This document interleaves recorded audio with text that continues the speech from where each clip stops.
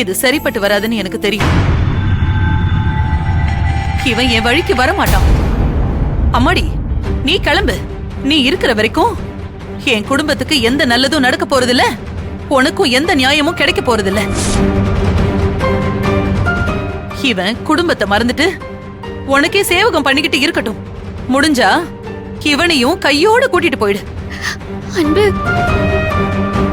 சொன்னா கேளுங்க அன்பு.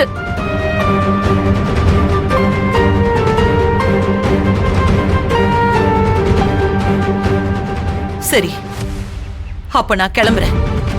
என்ன தேடிக்கிட்டு யாரும் மறுபடியும் வந்துடாதீங்க. அத்தை நில்லுங்க, எனக்கு கொஞ்சம் டைம் கொடுங்க. மாமா, உன்கிட்ட நான் கொஞ்சம் தனியா பேசணும். வா என் கூட. வா மாமா, வா.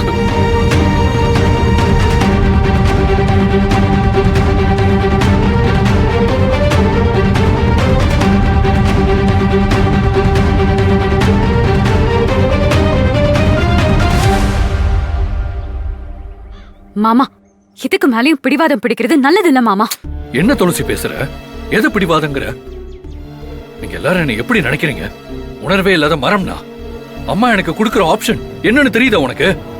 ஒண்ணு, நீ உயிரோட இருக்கணும், இல்ல ஒரு 2 கண்ணையும் என்கிட்ட கொடுத்துருன்னு சொல்றாங்க, குருடா இருக்க சொல்றாங்க. இதுல எதை நான் எடுத்துக்கிட்டாலும் என் வாழ்க்கை அங்கேயே முடிஞ்சிடும். என்னால முடியாதுங்கிறத தவிர வேற எதையுமே சொல்ல முடியாது துளசி. மாமா, உன் கவலை எனக்கு புரியுது. ஆனா அத பத்தி யோசிக்கிற சூழ்நிலையில நாம இப்ப இல்ல மாமா. அத்தை எல்லாத்தையும் விட்டுட்டு போறேன்னு நிக்கிறாங்க. இந்த நேரத்துல அவங்க கிட்ட என்ன சொன்னாலும் அத கேக்குற மனநிலையில அவங்க இல்ல மாமா. அவங்கள சமாதானப்படுத்தி முதல்ல வீட்டுக்கு கூட்டிட்டு போவோம். கொஞ்ச நாள் போனதுக்கு அப்புறம் கொஞ்சம் கொஞ்சமா பேசி புரிய வச்சுக்கலாம் மாமா. இப்ப நீ என்னதான் சொல்ல வர? அம்மாவை வீட்டுக்கு கூட்டு போனங்கிறதுக்காக நிச்சயத்துக்கு சரின்னு சொல்லணுமா? அப்படி சொன்னா வீணா போறது என்னோட வாழ்க்கையும் ஆனந்தியோட வாழ்க்கையும் மட்டும் இல்ல, உன் வாழ்க்கையும் தான். மனசளவுல எனக்கும் ஆனந்திக்கும் என்னைக்கோ கல்யாணம் நடந்து முடிஞ்சிருச்சு. நான் அவ கூட ஒரு வாழ்க்கைய வாழ்ந்துட்டு இருக்கேன். இப்போ அம்மாவுக்காக அவளை விட்டு கொடுத்துட்டு பொண்ண கல்யாணம் பண்ணா அதை விட காதலுக்கு நான் பண்ற துரோகம் வேற எதுவுமே இருக்காது. அது மட்டும் இல்ல, ஆனந்தியை தவிர வேற எந்த பொண்ணையும் என் சூழ்நிலைக்காக என்னால மனசு அளவுல கூட நினைக்க முடியாது. அது உன் வாழ்க்கையை நரகமாக்கிரும். அதுக்கு ஒரு நாள் நான் ஒத்துக்க மாட்டேன்.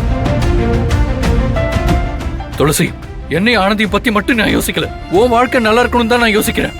ஆனா நான் இப்போ அத்தைய பத்தி மட்டும் தான் மாமா யோசிக்கிறேன். எனக்கு வேற எதை பத்தியும் கவலை இல்ல.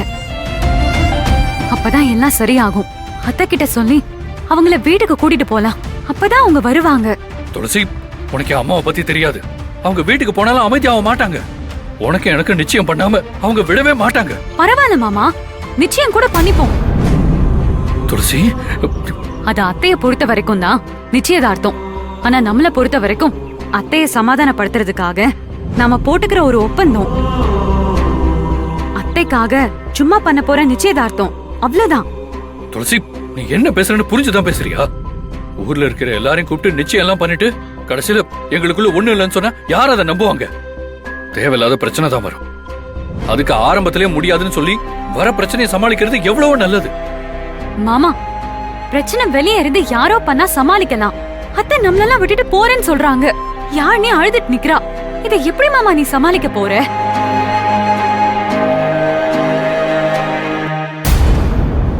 இங்க பாரு மாமா, இந்த ஊரை பத்திலாம் நீ கவலைப்படாத. ஊரை கூட்டி எத்தனையோ பேருக்கு கல்யாணம் பண்ணி வைக்கிறது எல்லாமே நிலைச்சு சந்தோஷமான வாழ்க்கையில போய் முடியுதா? எத்தனை பேர் பிரிஞ்சு போறாங்க, வேற வாழ்க்கைய அமைச்சிட்டு வாழ்றாங்க. அந்த மாதிரிதான் நிச்சயம் பண்ணுவோம். அதுக்கப்புறம் எங்களுக்குள்ள செட் ஆகல, அதனால கல்யாணம் பண்ணிக்கலன்னு சொல்லுவோம். ஊர் அதை ஏத்துக்கும் மாமா. இத நான் அத்தைக்காக மட்டும் பண்ணல. இதுக்கு முன்னாடி எப்படி நீயும் ஆனந்தியும் ஒண்ணு சேரணும்னு போராடனோ அதே மாதிரி இதுவும் ஒரு போராட்டம் தான். ஏற்கனவே ஆனந்தி அக்கா கல்யாணம் முடிஞ்சதுக்கு அப்புறம் ஆனந்தி கல்யாணத்துக்கு சம்மதிக்கலனா உடனே என்ன கல்யாணம் பண்ணிக்கிறேன்னு அத்தைக்கு சத்தியம் பண்ணி கொடுத்தல்ல, அது நடந்துருச்சா என்ன? அத்தை என்னாச்சுன்னு கேட்டாங்களா என்ன? மறந்து விட்டுடல? அந்த மாதிரிதான் இதையும் விட்டுருவாங்க மாமா, சமாளிச்சுக்கலாம். ஐயோ துளசி, இந்த போராட்டம் நிச்சயதார்த்தத்தோட முடிஞ்சிரும்னு எனக்கு தோணல. அம்மா ரொம்ப தெளிவா இருக்காங்க. நிச்சயதார்த்தத்தை முடிச்சு நம்ம கல்யாணத்தையும் முடிக்காம விட மாட்டாங்க. அதே மாதிரி ஆனந்தியும் அவ இப்ப இருக்கிற குழப்பத்துல என்னை ஏத்துப்பாளான்னு தெரியல. அப்படி இருக்கும்போது திடீர்னு நிச்சயதார்த்தங்கிறது கல்யாணமா மாறி உனக்கு நான் தாலி கட்டுற அளவுக்கு போயிட்டா என்ன பண்றது? போகட்டும் மாமா, அப்படி தாலி கட்டுற சூழ்நிலை வந்தா தாலியும் கட்டு. ஏய், என்ன துளசி பேசுற? இது விளையாட்டு இல்ல. நான் விளையாடல. நீ சொல்ற மாதிரி ஒரு சூழ்நிலை வந்தா நீ என் கழுத்துல தாலியே கட்டினாலும் அப்பவும் நீ எனக்கு சொந்தம் இல்ல, ஆனந்திக்கு தான் சொந்தம். ஆனந்தி எப்போ என்கிட்ட வந்து என் அன்பை திருப்பி கொடுன்னு சொன்னாலும் நான் உடனே அவங்க கிட்ட உன்னை ஒப்படைச்சிட்டு போயிட்டே இருப்பேன். நிச்சயதார்த்தம் மாதிரி நீ என் கழுத்துல கட்ட போற தாலியும் சும்மா ஒரு சடங்கு கயிறா என் கழுத்துல தொங்கும், அவ்வளவுதான். அதை தாண்டி உன்கிட்ட நான் எந்த உரிமையும் எடுத்துக்க மாட்டேன். நீ என்ன தாராளமா நம்பலாம்.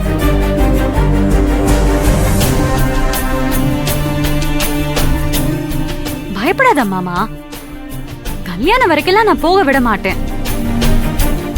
என் மேல உனக்கு நம்பிக்கை இருந்தா தைரியமா அத்தை கிட்ட வந்து சத்தியம் பண்ணி கொடு. அவங்கள வீட்டுக்கு கூட்டிட்டு வா, எல்லாம் நல்லதாவே நடக்கும். என்ன மாமா, என் மேல உனக்கு நம்பிக்கை இல்லையா?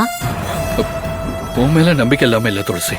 சின்னதா முடிய வேண்டிய பிரச்சனைய இவ்வளவு தூரம் கொண்டு போகணுமான்னு தான் யோசிக்கிறேன். இதுக்கு மேல இதுல யோசிக்க ஒண்ணும் இல்ல, நான் பாத்துக்கிறேன். வா.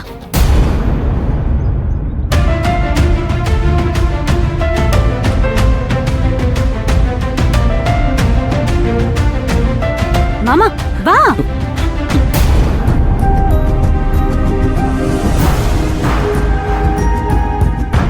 அத்தை, மாமா இப்ப சத்தியம் பண்ணி கொடுப்பாரு. மாமா சத்தியம் பண்ணு.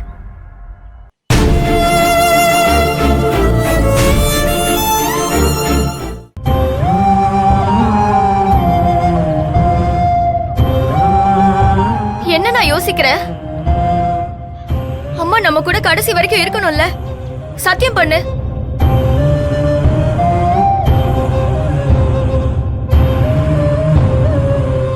மாப்ள, யோசிக்காதீங்க, சத்தியம் பண்ணி கொடுங்க. பவானி, அவசரப்படாத. மாப்ள, எதுவா இருந்தாலும் கொஞ்சம் யோசிச்சு செய்யுங்க. அன்பு, யோசிக்காதே அன்பு, சத்தியம் பண்ணி கொடுங்க.